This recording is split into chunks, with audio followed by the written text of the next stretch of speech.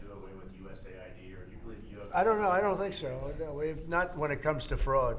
If there's fraud, these people are lunatics, and if it comes to fraud, you wouldn't have an active Congress, and I'm not sure that you would anyway. But we just want to do the right thing.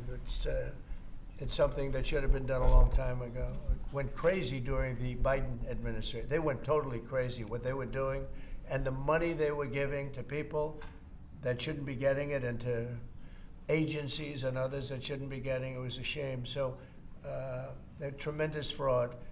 But we'll be doing a report. We'll be giving you that report at the appropriate time. You know, in the first term, though, USAID was something that you liked in some respects. I love the concept of it. Yeah, That's the program. sure. I love the concept, but they turn out to be radical left lunatics.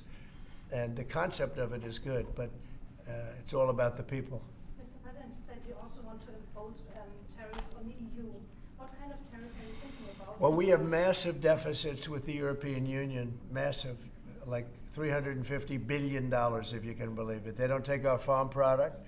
They don't take our cars. They don't take almost anything, but we take their cars. We have millions of cars coming in, BMW and Mercedes-Benz and Volkswagen, and just so many different cars, and we don't do anything about that. And we don't charge them tariffs. They make it impossible to sell cars in the European Union. They make it very difficult, agricultural product. They actually don't take it. And they have a lot of excuses. Some of them are the pesticides and the different chemicals used. And Bobby Kennedy actually is looking at that very, very seriously, because maybe it's not necessary to use all of that. You know, we want to be the healthiest country, and we're not. We spend more money on food than anybody else in terms of its creation, but we're not the healthiest country. So maybe there is something to the fact that we shouldn't be using so much chemical, and maybe that'll stop. But Bobby Kennedy is the one, because he is not a believer in all of the things we have done, and neither are the Europeans. So we'll see what happens. But they use it as an excuse not to buy our product. And I asked a couple of the leaders, I don't want to use names, but how many Chevrolets or Fords do you see in the middle of Munich? And the answer is none, because they don't take any cars. They don't take anything. So the European has abused the United States for years, and they can't do that. And they want to make a deal. Let me tell you, in all cases, they all want to make deals.